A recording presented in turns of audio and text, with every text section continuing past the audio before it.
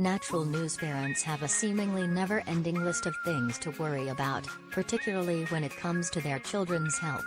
Even if you've done your best to ensure your kids eat healthy foods and you go out of your way to avoid toxic vaccines and medications, there are still ways that your children could inadvertently be exposed to toxins.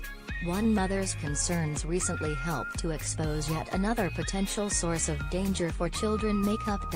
Christy Warner works at a law firm that focuses on mass tort asbestos litigation, which means she is all too familiar with asbestos exposure and the damage it can cause.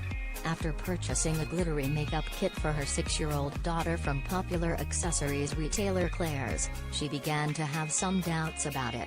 She sent the makeup to an independent lab for peace of mind, and their findings shocked her. It contained the cancer-causing tremolite asbestos.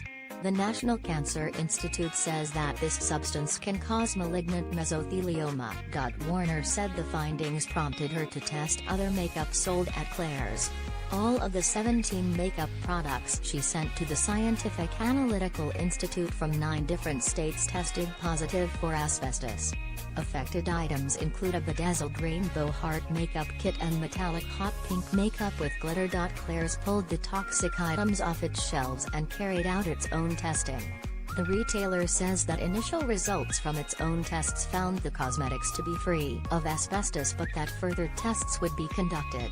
In addition, they said the talc in the product comes from a European vendor that has been certified asbestos-free.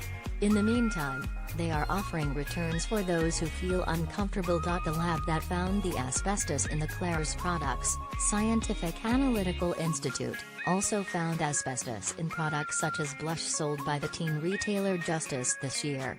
Justice's own tests did not find asbestos. However, Scientific Analytical Institute's Director of Research and Legal Services, Sean Fitzgerald, says that his lab stands behind the results of all of these tests and pointed out that different labs have microscopes of different strengths. Lower-powered equipment may not detect the chemicals that better machines can.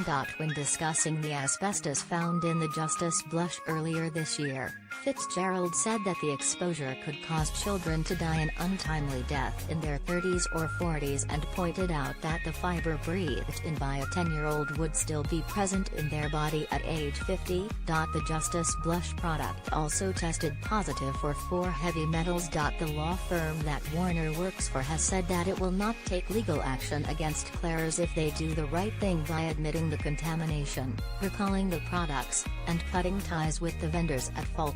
Toxins in everyday products far too common. These findings are very unsettling to those of us who like to think that the products sold in our stores, especially those geared toward children, have passed rigorous tests and are safe for use.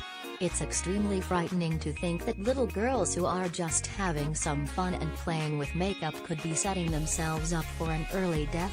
This case shows how useful independent lab testing can be in uncovering dangers in everyday products.